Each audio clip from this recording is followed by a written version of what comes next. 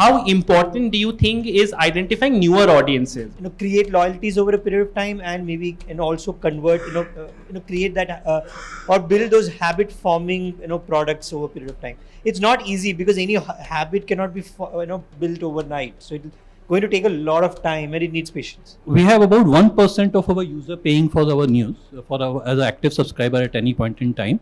But 2.5% subscribers have already paid, which means for every 100 subscribers, I have 150 whom we have not been able to retain. So retention is a large challenge for us. How I look at it as, for subscription, there are three important pillars. One is access, second is curation, and third is experience.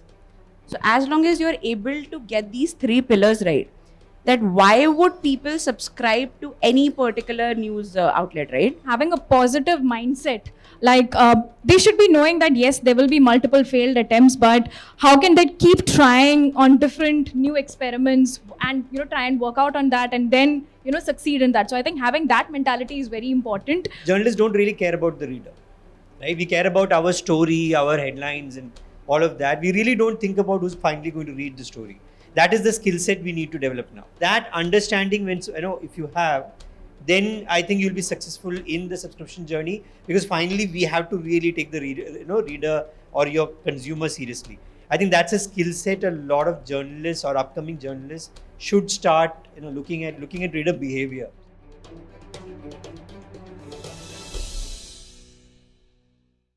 Thank you everyone for coming in. I can already see a lot of yawning faces.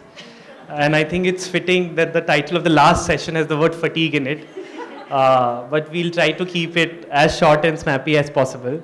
I think between all of us on the panel, we've mostly worked on subscription. So this is more going to be an inside trade chat. So if we end up boring you, please wave your hand or something so that we know we are not talking amongst ourselves. So Nandu, I'd like to start off with you.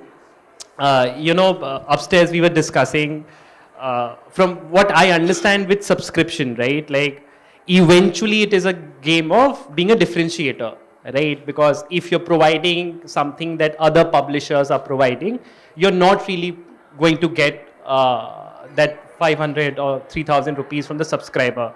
In that aspect, either you make new products that are niche products, or you identify new audiences, right? So for example, we've seen it in NYT's case, right? They've identified vertical, right? So for example, there's a gaming vertical, there's a cooking vertical.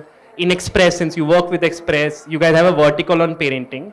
So my question is, how important do you think is identifying newer audiences? Because when I am working with News Laundry, we probably need, say, 50,000 subscribers, right? Also because our average subscription ticket size is a lot higher. But at Express, you probably need 10x that number to be even closer to be viable on subscription. So where does new niche products and identifying newer audiences fit in that strategy? Yeah, so the way I look at it is that subscription, at some point has to tap loyalty, and it cannot be one loyalty. So you need to have maybe 100 loyalties that you try and cash in on. So there is the loyalty of Express at large. There is a loyalty around, let's say, big bylines that we have had for many years. There is loyalty around the kind of reportage we do on certain topics, maybe which we do. There will be new loyalties that we will create over many other things over time, right? Like for instance, like when we had this focused approach on digital about 10 years ago, and then we created a lot of new verticals in entertainment, lifestyle, technology, where we thought we will try and do it in the Express way. And even there we have created loyalties. We are converting on all these loyalties also. So you will also come to a point where we will now have to go out of what is our comfort zone into things maybe which traditionally news media hasn't done. Like if you talk about crossword and Sudoku, it's always been a newspaper thing. So it's an extension. But you will also have to think about many other things, right? Like, which, can create loyalties over a period of time, and maybe also convert, create that or build those habit forming products over a period of time. It's not easy because any habit cannot be built overnight. So it's going to take a lot of time and it needs patience. Correct. Pradeep, so I have a similar question for you, but I want to ask the opposite. So in a lot of cases, either you make a new product or you know there is an audience that we cater to. So in Hindu's case, Hindu has always been a paper that a lot of civil service aspirants read, right? Like it's synonymous with that identity. So for a lot of publishers, also doubling down on that identity, right? So for example, again, to give an example, if we are News Laundry and we cover media, we would want to cover media a lot more extensively so that we can own that beat. So is that the case for you guys also? And have you had any experience where you have tried to maybe say capture more of that audience to sort of get more subscribers or get newer subscribers for that matter? So see, as far as Hindu is concerned, our biggest challenge is like retention, right? So we have about 1% of our user paying for our news as an active subscriber at any point in time. But 2.5% subscribers have already paid, which means for every 100 subscribers, I have 150 whom we have not been able to retain. So retention is a large challenge for us. And I think new audiences, which you are talking about, is important. So recently we tied up with Symbol. So Symbol is basically a pay later, buy now, pay later kind of a service, which is very popular with Gen Z, right? So that's one experiment which we are doing, that does it really translate us for us. We have doubling down on the institutional subscription. So we have a couple of thousand subscribers in form of universities, IIMs and all that, which are doing, But there is I think for a Hindu kind of a product, we are at a very, very low level of subscriber base, which I feel 1% in my opinion is very, very low. So there is but for this audience, we keep doing many things. So like for this audience, like we are trying to, how do we further strengthen our relationship with, say, a student community? What are the challenges which the students are facing, right? So if you will see, you go to our site, we have, say, a product like a daily quiz. Now, daily quiz was basically came from the response from the readers who wanted to understand. It's not really a deep quiz, but if you know there are 10 questions which you can answer. We created products like so we have recently launched an international edition for the Hindu, which is only a digital product. In my opinion, it is the best newspaper in the country. I'm biased, okay, but yeah, I am biased. There is no doubt. Among the best. So like international edition is a new product which we have launched. So there is a lot of work which we are trying to do to engage the student which is already there, or for that matter, the various community which we have a very strong communities, right? We have like crossword is one of there are so many clubs around India which try to do crossword of Hindu every day. So when I came, I was very, very bullish that this will work. So I launched a 3,000 rupees product as a subscription. It was an utter disaster failure, right? So, so what we have realized is that, see, like the things which people are reading, are they ready to pay online? We do not know. Only thing which we have successful is that we have keep on doing experimentation. We have a lot of failures. We keep on doing things, and fail-safe culture is what we have been able to build. In this fail-safe culture, we try new things. So right now we are trying food. We are trying things. God only knows whether they will work, but we'll keep trying. So quickly, Pradeep, you mentioned Gen Z. Does Gen Z pay? Because from the numbers that I have seen, Gen Z are not paying for news. Maybe there are people in this room who are actually, because in general, not only they're not paying for news, the interest in news also is abysmally low. Okay, it is a target audience that in general does not do very well with news. But I want to understand, because in general, with any product or any marketing effort, there's always an attempt to capture that market. But in news, we are well aware that that's not really a target audience that pays for news. So do you think it's still worth trying, or do you think we are way past where we have to make peace that Gen Z is not probably going to pay for news, at least right now? See, newspaper in education is at least a 50-year-old concept. All the legacy news organizations world over had this newspaper which used to go to schools because you wanted them to start early, right? A lot of the readers which have come in to us today also, they always talk about how they started reading early in the age. So as far as effort is concerned, definitely you should put effort. Will it succeed? God knows. We will keep trying is the only thing which we know, right? So like maybe Symbol will not work, something else will work. So I know for sure, ये नहीं चलेगा तो कुछ तो चलेगा. चलाते रहना is the only thing which we try to bother about. See, this is where what you get when you work with Hindu. You always have so much resources that you can keep trying. But Niyati, so you worked with BQ Prime. Both Nandu and Pradeep have sort of largely worked with legacy media organization. with again BQ Prime, News Laundry, Scroll, there are a bunch of digital organizations who initially started with subscription, right? So for the longest time, if you wanted a certain kind of deep dive, long form content, original reportage, these were the outlets you would go for, right?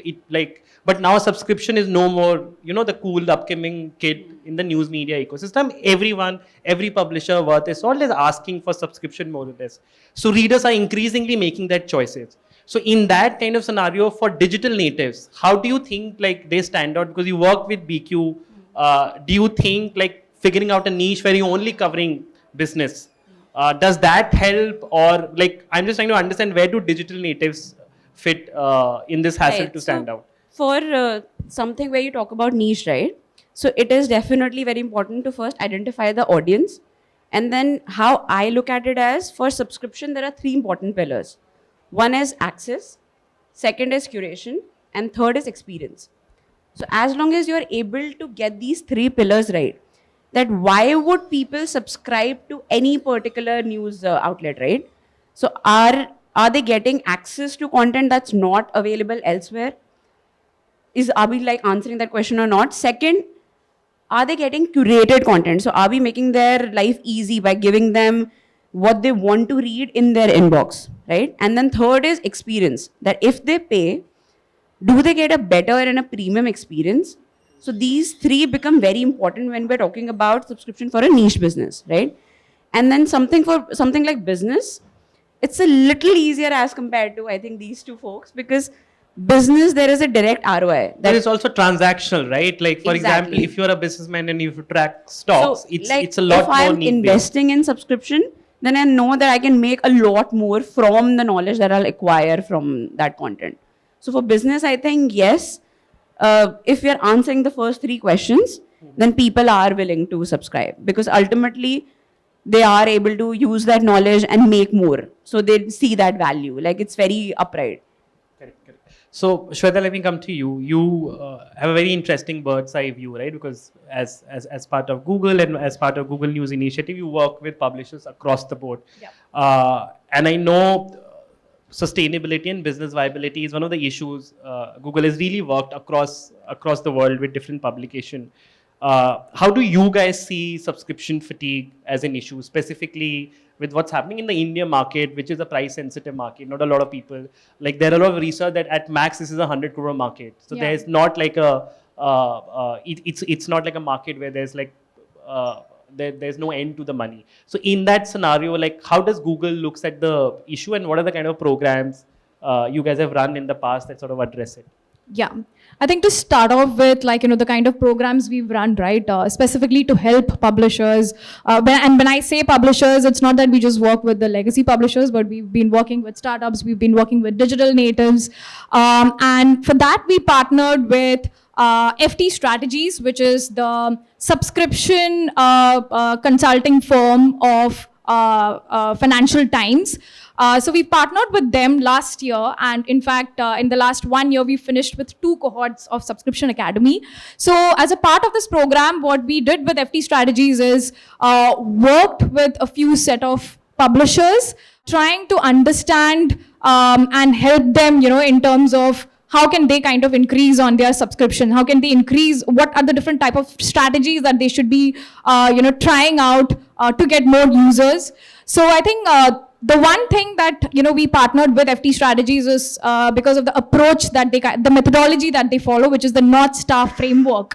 Now, what is North Star framework? It is a methodology that FT Strategies kind of tried to gain 1 million subscribers. This was way back in 2019. So as a part of this program, what we did along with FT Strategies is working with the publishers, trying to first build the North Star framework or goal for all of the publishers who are a part of it, trying out what are the different things that they can do to achieve these North Star goals. And again, as Pradeep and the others were talking, I think one of the biggest thing that we've been focusing on as a part of this program is trying out multiple experiments. Keep trying and seeing what works best, and then, try to, follow the other strategies that you have. Makes sense. Nandu, let me come back to you. Again, how I look at subscription, a lot of it, like I said earlier, it works in a way whether or not you have a differentiator product. Now, the way legacy news media organizations, specifically newspaper, the way the content is structured, right? The content is structured more for volume, right? More for like to optimize it for advertisement, right? In that kind of a scenario, it's often a challenge, right? So, for example, again, News Laundry, if we are publishing 10 articles a day, it's easier for us to sell that we'll only do X kind of coverage and we'll do a deep dive. So that's why you should give us money for it. Whereas in your case, not only you cover everything, for the longest time, your readers have been getting it for free. So I want you to shed some light that while the upside is that a legacy media organization may have more resources to throw at problems, but on the flip side, it's a lot more difficult for you to stand out as a differentiator, right? And to put content behind the paywall. Because a lot of people who have grown up reading, say, Express or Hindu, they'll be like, all this while we were paying like 7-8 rupees, which was, it was anyway not the cost of the paper. Why is it that we have to pay for content now? So if you could share, like, what are the challenges in terms of the legacy media to be a differentiator product? Yeah, the biggest challenge is what you just mentioned, is that people think online is more expensive. Online isn't. The paper costs 10 rupees or 8 rupees a day, and an online subscription of any platform is like 1,000, 1,200, 1,300, which is a fraction of the print cost. But generally, the perception is that print is free, right? Because you really don't value it, because you're not paying a $200 like you have to pay an NYT or an FT, right? So that perception problem is there in India. Along with that, so as you rightly said, we have played volume. We have played bigger volumes. We have come down on volume. We still do about 400 stories a day, right? The volume part helps us with the advertising revenue, and that is still our primary revenue stream. But we have, being Express, we've always had a value part, right? Which is good enough to do subscriptions, right? And out of the 400, we would have a very significant percentage of content which falls into that volume, into that value part, right? But that volume also helps you with subscription. There are two ways to, very, very rudimentary explanation of subscription that I have is that you can block two things. One is you block the habit, and where volume helps you. So if you have a lot of volume and you have a lot of users who read a lot of content with you on a daily basis, you can block their habit, right? So volume helps you there, right? So if you do only one story a day, I cannot block habit. And you have a lot of, I would also want to do like a one story a day platform. I think it's great, right? Because it is very clear value, right? But on the value side, you are actually blocking intent. I want to read that story. And when you go to that story, it's blocked, it's behind a paywall. And that's what we do primarily now. But we can get into the other game also, which Hindu does very well, right? We don't do it. We do it, but it's so high, nobody sees it, right? Now, the other thing about this fatigue, right? So I'm not sure we are there yet in India, right? Because at least with Express, we do 400 stories a day. We get about 50 million visitors in a bad month, right? 80% of our visitors don't even know we have a paywall. Because they are coming only once, they'll never see a paywall unless they come and hit a premium story on their first visit, right? Which is very rare, right? So I don't know that we are far away from fatigue. Fatigue will happen because you have multiple subscriptions, right? And you will have to juggle that, okay, I'm spending this much on a month, every month on subscriptions. I need to switch that off to switch something on. So I think that is where the fatigue angle will come in India first. Pradeep, coming to you, I know e-paper has been very successful for both Express and Hindu. And for as someone who works with a native digital, it does not make sense to me, right? That how in today's age, e-paper still works as a standalone subscription product. Forget bundling it with like online access or like physical paper access. So what is it about e-paper subscription that makes it such a sticky subscription product? Is it again linked to the fact that you cater to an audience that is prepping for civil service? They find it a lot easier to do it. But from what I know, it is the most sticky subscription product that you have. So why is it so? And like if you could shed some light on the e-paper as a product. So when I was given a responsibility for subscription, and when e-paper was added to me, I almost thought it like a punishment posting. I thought that, boss, kya kare, karna padta hai kind of a stuff. But very soon I was completely out. More than 50% of our subscription base comes from e-paper, right? Now, why it works, I personally think one of the big problems it solves it that even if you wanted to buy a Hindu in say some parts of the India, it was not available, right? And if it was available, it was generally late and all that. So at some level, I think geography problem gets solved by the digital in a very, very big way. And if you are a student anywhere in the country, of course, you were told that you have to read Hindu if you are appearing for any competitive exam, right? So that cohort was very nicely available to us, which is the student who cares about exam. And what is the problem with this student? The problem with this student is general studies is just one part of the entire syllabus they need to. They don't have the time for the 24/7 news cycle.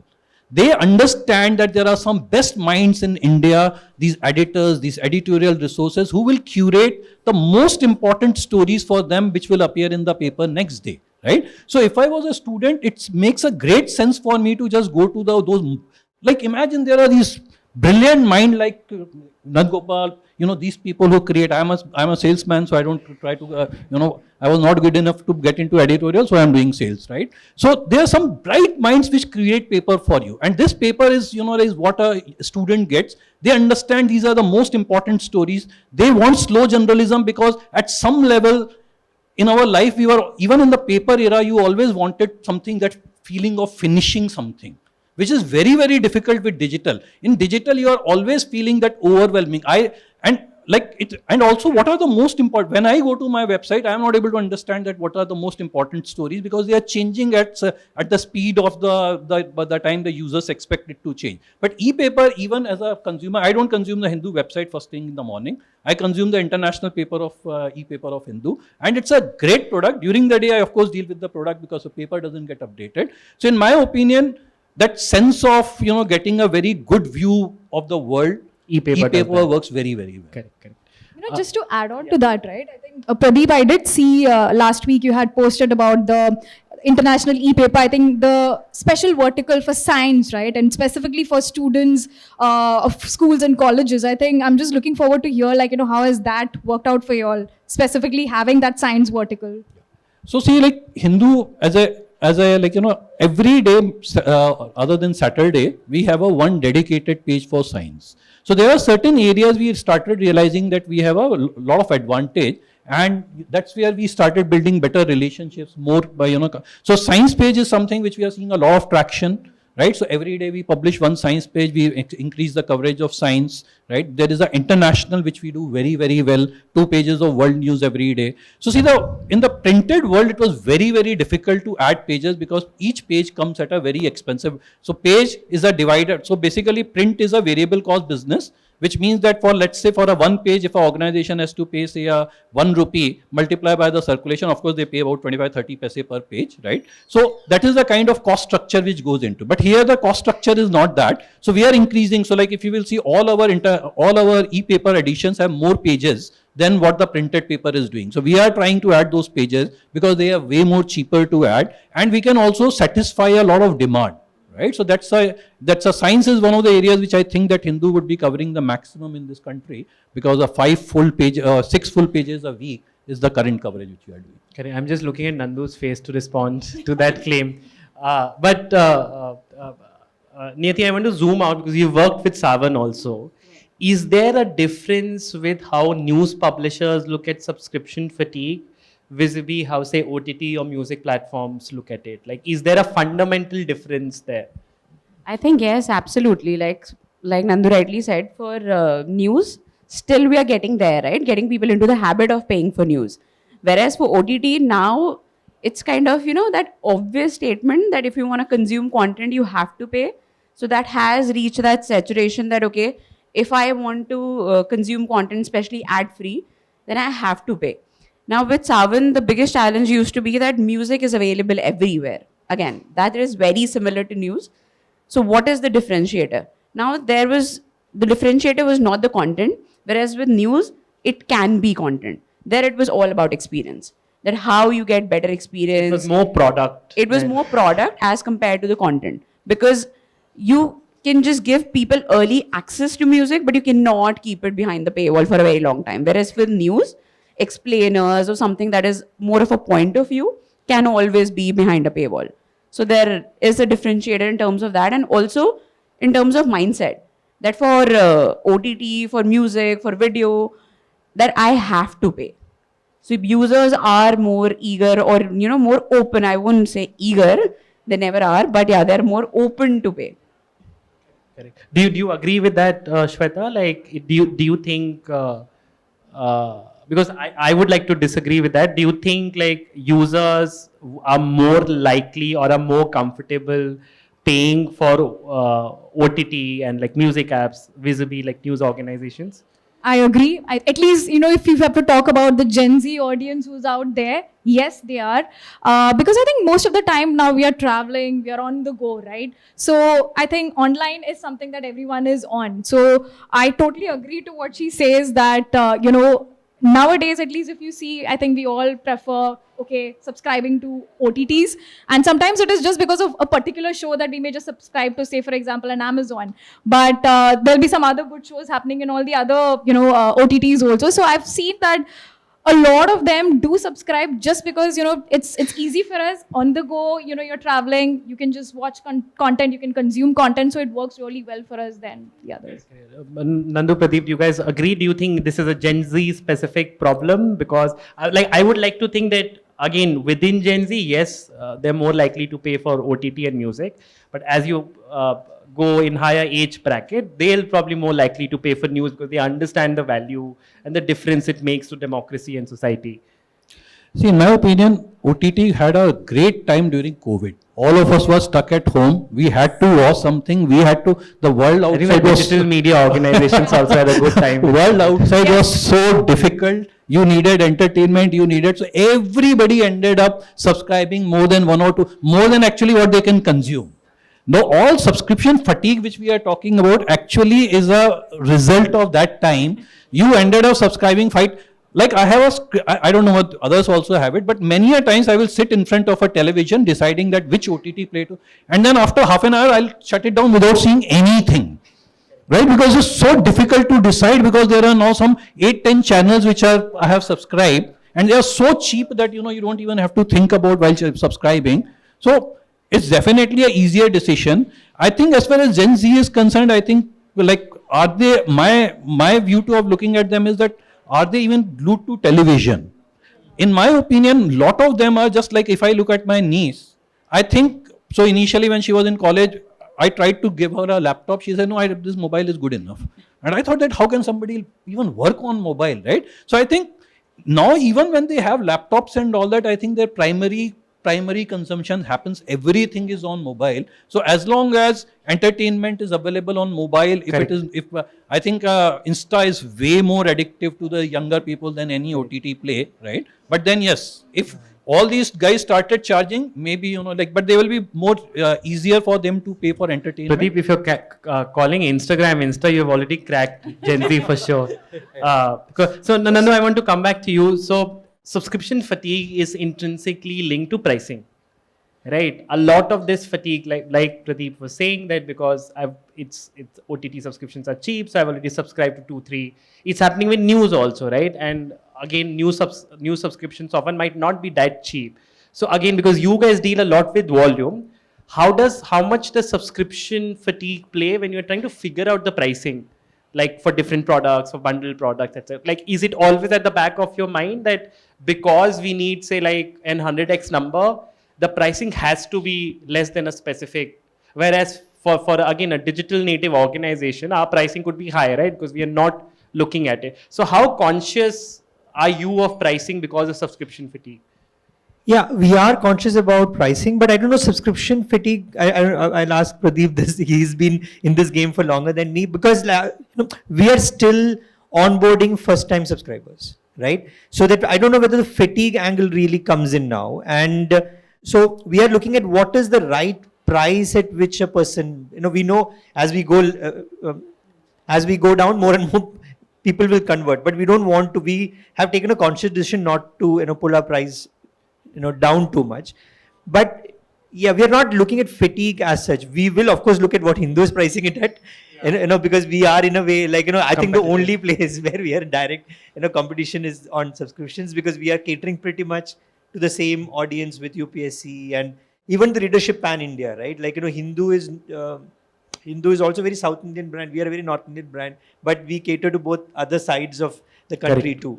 So yeah, of course we are looking at Hindu but subscription fatigue as such, I think we'll come to that point. But as Pradeep said, our biggest worry is retention, right? And there are so many factors at play here, like where, even if we give it 100 rupees, people are not able to renew because of, so many factors. Like India's made it so tough, in the environment is so tough to do an auto renewal kind of a thing, which is where subscription works across the world, right? Correct. Anyway, thanks to the RBI guideline, recurring transactions. Chitranju, I think fatigue would probably, if you have to look at it right, it will be in holistic terms. As in, a user would be tired of managing all their subscription. There are so many that do I want to even subscribe to one new platform or not, rather than just among news platforms, right? Because right now, people are still, they have enough people who have not subscribed to any news platforms at all. Whereas everyone in this room probably would have like the same one attention subscription. time also. If I only have an hour, I'll probably give it to Netflix or a news organization. Yeah. So everyone in this room would have at least one subscription, right? Be it music or just video platforms or anything, but at least one. But news, maybe many of us would not have even a single subscription. Correct. If I can just add one point, it's, the subscription that you buy is not always for daily consumption. It's also like a backup. I'll come, I might need it next week, I'll hit a story, I'll hit something. So that fatigue angle is also like, I guess there's an arbitrage, within the customer also, that whether I really need to look at it, because, I need to keep that subscription for that rainy day. Correct. So let me add to it. See, like as far as pricing is concerned, there is no consideration of fatigue.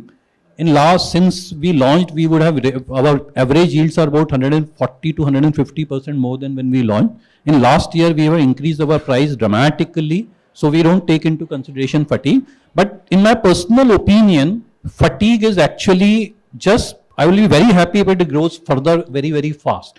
Because what happens is, we have a fatigue of email, we have fatigue of news by, like an amount of alert, we have fatigue of advertisement, so each time when there is a fatigue, it follows by you're building your mental capability how to handle it. And over very a period optimistic, of time, Pradeep. Yeah. Okay.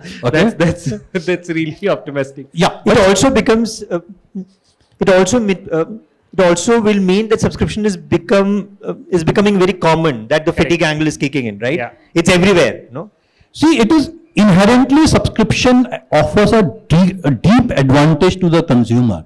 Imagine a time when you had to pay 16,000 rupees to buy a Microsoft license when you were buying a laptop. Today, it's a yearly price. So it makes the consumer life very, very simple. Of course, because of the fact that we do not know how to handle so much of subscriptions, we are getting a bit confused and all that. It's a new industry, like a lot of players are getting there. So see, typically consumers emerge. So if you will pick up, I remember when I was young, that point in time, having a credit card was a very big thing. It almost showed that, you have arrived, you have a credit card. Then what happened?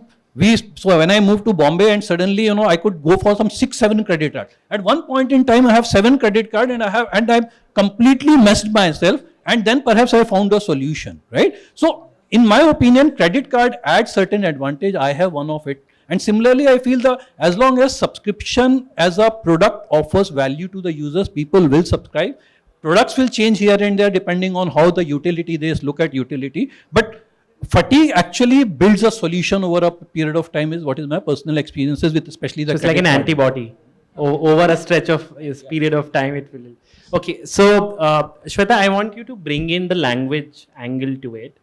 There is enough data and research to show that a large chunk of the subscription market is driven by English users, right? And specifically English. So that's why if any subscription number that you see, there's a large representation of South India. Hindi is usually low, same for other Indian languages.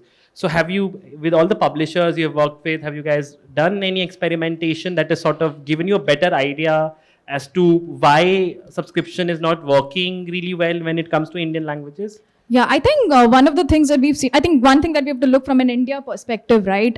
India has like so many languages, like people talking and, discussing things in so many different languages, different dialects, right? Now, when it comes to different languages, the different users who talk in these different languages, I think it's totally different, right? Like what you think, what are you looking at, and all of that stuff. Like each language has a different kind of an audience, each language. So I think one of the things that we've tried experimenting with a lot of these publishers who are a part of the program is how can you try and think of a particular, say for example, if it's a South Indian publisher and they were already focusing on English subscriptions, right, getting English subscriptions, English subscribers, how can they try and look at creating a different new vertical that is specifically catered to a particular language audience? What is it? Trying to find out, doing multiple researches, experiment, feedback surveys with users, and then trying to go in for a subscription model specifically for that language. I think that is something that we've tried with a lot of publishers, which kind of worked well in launching a new vertical specifically catered to that particular language or dialect. Correct, Mix. So we have 5 minutes to go. I quickly want, so this is a question for all of you. Subscription or reader revenue is still largely a new skill set. And in general, I think most news organizations struggle with a very high attrition rate, right? Because young people, when they're looking to join news organization, they're aspiring for editorial roles, right? No one is aspiring to work on product or business. At least from what I know, I may be wrong, maybe Hindu and Indian Express are getting very different people.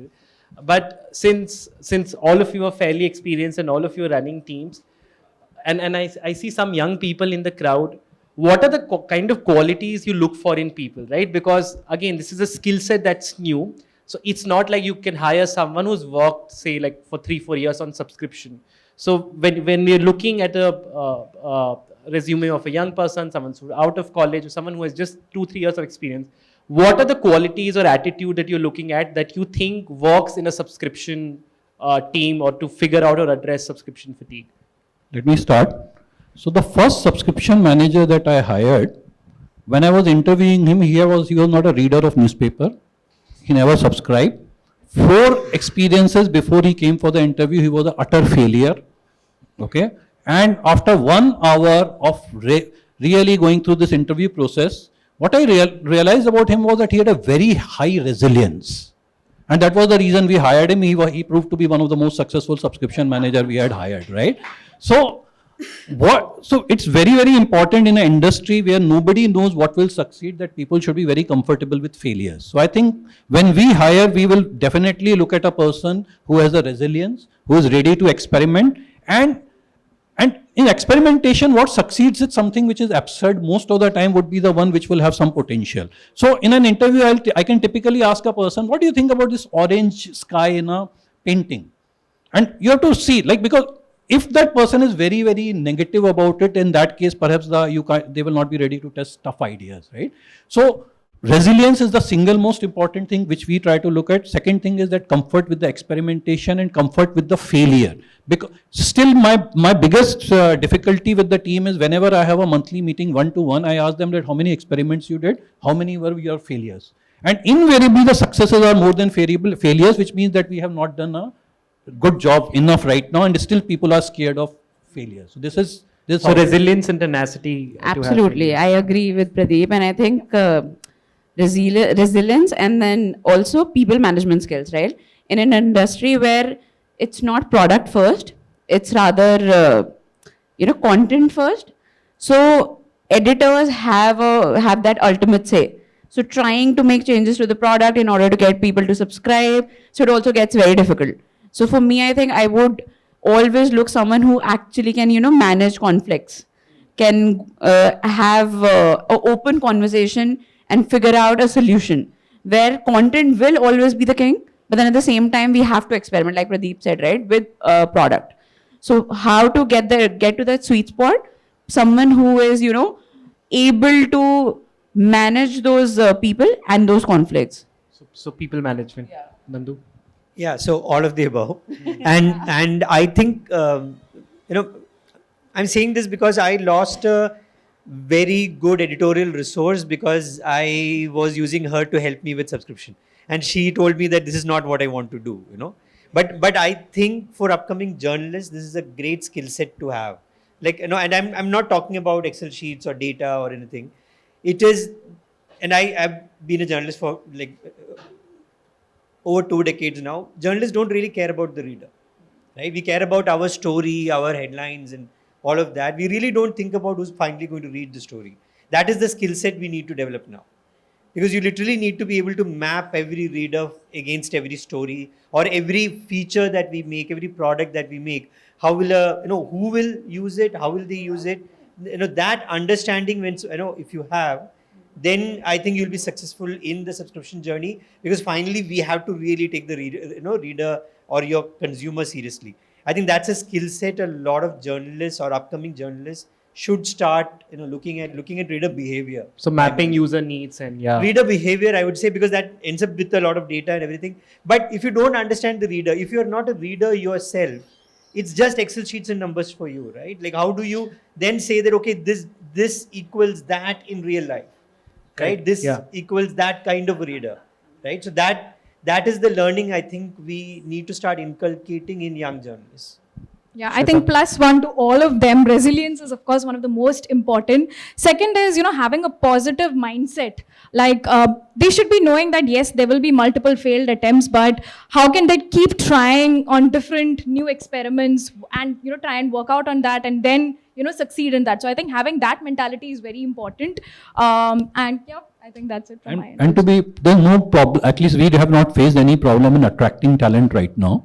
Maybe like Hindu is a strong, powerful brand. You're just showing off, Pradeep. but the team which we have is one of really a good team. We have a lot of IITians. And that was one of the reasons why company wanted to hire was, the company's attitude was that let's not say we didn't succeed because we didn't hire the great talent. So company went ahead, hired people from IITs, IIM, some international colleges, and the larger idea and some of the really bright mind, I can very surely tell you all of them are way brilliant than myself, what I was at their age, right? So this is what I feel like. So one thing which we are very, very sure about it, if we fail, we will not fail because we did not hire good people. So attracting people till now not has been a challenge. And we have been able to build a great team, but still they are not they are not ready for as many failures as we would want them to have. That is the challenge. Correct. So we are bang on time, so we'll quickly take questions so that we can wrap up in time. Yeah. Thank you all. I just had a quick question. In the US, the PBS or the New York Times or all of these outlets, a lot of their subscription campaigns are around a sense of civic duty. Duty around paying for news and paying for goods which are keeping you informed as a civic or as a good citizen. That doesn't seem to be the case here, or at least that doesn't seem to work in India. What are your thoughts about that? Do you think campaigns like that can work? And if not, what are the limitations? Can I quickly answer that? Are you a News Laundry reader by any chance? So for last 11 years, we have argued that when the public pays, the public is served. And when the advertisers pay, the advertisers are served. For the longest time, we didn't have any paywall. For the longest time, we didn't have any subscriber exclusive benefit. And I think people largely subscribed because they believed in independent media, because they believe that we need organizations that are reader funded. So at least that's what our experience has been. I know the kind of campaigns that we are talking about, but I think independent media does run those kind of campaigns, which are largely on emotive values and democratic values. But yeah, I will let Nandu and everyone else on the panel answer that. I'll let Pradeep go first. So see, we are very lucky that, with a brand with 145 years of legacy, somewhere we stand for some values. So when we started subscription in February 2019, we were giving 30 days free trial to people before deciding to pay. 84% of the people paid on day 0, the day they were registering. Nobody wanted to take any free trial because they said, what 30 days? This brand is there from last 140 years. Like, boss, that much trust I need to have. So in our case, what happens is, in a legacy media organization, life is slightly more simple because you stand for some values. Your reader, you have a certain introduction to the reader, and reader decides whether you stand for democratic values or you don't stand for democratic values, and decision making is easier. I think for the digital natives, life may be more complex because they have to really first establish a body of work to really say that yes, they are, this is some kind of a work which we are doing, and then perhaps that trust develops, and perhaps then the course of then the subscription cycle falls in place. But legacy players, life might be easier, at least in this context. So again, I'll let him go first because I know he'll answer half of it. I guess it applies for Express also, and along with that, we do some messaging of that type where we are more highlighting the value of what we do, but I think ensuring that the promise of your brand goes through. And again, you need to do that more with the younger generation because you have been around for so long. There have been people, you will have a lot of core readers who have also been around for so long. They don't need to be told that. And they are the people who, as Pradeep said, just buy on day one. Like, for us, our highest selling products are our most costliest products. Like, because that is the conversion of the trust that you have with your core audience. But you need to still communicate the value to the younger audience, to the people who are trying to bring in. And then stick to that value, and deliver to that on that promise on a daily basis. Correct. I think someone had a question at the front. Yeah, there. Hi. So as the news subscription market saturates more, do you think it makes more sense to have like microtransactions, like pay 5 rupees for an article, rather than say an annual subscription? Like, it does, like, because annual subscriptions are expensive, and as you said, India is a price-sensitive market. So I think I can answer that. Sure. So I personally, the organizations I have worked with, we have experimented that. So that I think in itself, at least that's how I see it. That in itself is not a model. It becomes a gateway to subscription where you let user read 1 or 2 articles so that they can experiment, that they can test that how comfortable they are with subscription. So yes, it definitely works, but yeah, there's a long way to go for sure.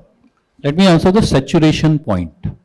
See, according to RNI, Registrar of Newspaper of India, this is print product, there are 150,000 publications registered with RNI at this point in time. According to them, every day 23 crore newspapers are sold in this country every day. 38 crore products are sold on a whatever is there, like suppose it's a weekly that. So see, where is the saturation discussion right now? We are not even scratched the surface, right? So currently we are fighting. Why should I pay? We need to reach a status, whom should I pay? And this is the journey which we all are in together, right? So if together all of us try to solve for this answer, and see, another great part of the newspaper part is the newspaper is a family product. It's not a personalized product. So if the 23 crore number is wrong, and whatever number you have in mind, 10 crore, 12 crore, whatever you want to put, multiply with 4, because the digital is a personalized product. So 400, and if I take say a 12 crore 50% of RNI number, then I have a 480 million market for subscription or digital product, right? So it's a very long way ahead as far as the saturation is concerned. Okay, we can quickly sneak in one more question. Yeah, at the back. I am a news junkie. I subscribe to the Wall Street Journal, I subscribe to New York Times, and I subscribe to the Washington Post. What I find, and I also subscribe to, by the way, Indian Express, the app of which I was trying to log in for the 6th time in the last 2 months. I cannot log in. Prashant, there are apps where login works really well. Well, it goes through OTPs and all of that, and then it just. What I found when I could log in and I get the e-newspaper of the Indian Express, I just find that it is the same thing that used to come in the paper form. There is virtually no innovation on the digital platform that I see. But when I go to New York Times, there are very interesting formats that they experiment with, that they come up with. There are pictorials, there are pictorial explainers, they do all kinds of visual investigations. Whereas I find that in Indian newspapers, it's like, ye pehle paper mein milta tha, ab ye aap screen pe bhi dekh sakte ho. So why would I want to then, if I'm going to be consuming news on a tablet or a phone or a laptop, and like you said that, you know, the saturation point has still not come. I think there is a huge opportunity. So where is that innovation happening? Are you attempting that innovation, you know, in your newspapers? Are you working with new kind of formats of presentation where people can sort of enjoy and bring alive a story, you know, rather than just text and maybe one picture, headline, text, picture? I mean, it's the same format and it's boring, you know, which is why I think the digital native platforms, they are beginning to find their space in this market, and there doesn't seem to be, one is subscribing to News Laundry, one is subscribing to The Wire, you know, and to The Scroll. And one doesn't mind that because, you know, they'll have a little video embedded somewhere, or they'll have other kinds of interesting formats that they'll experiment with. I know that News Laundry does a lot of comic books they've tried in the past, and, you know, animations and all of those sorts of things through their journey. I mean, why are legacy media, I hate the word legacy, but why isn't print trying to do the same thing? Or are you trying to do it and we're just not able to see it?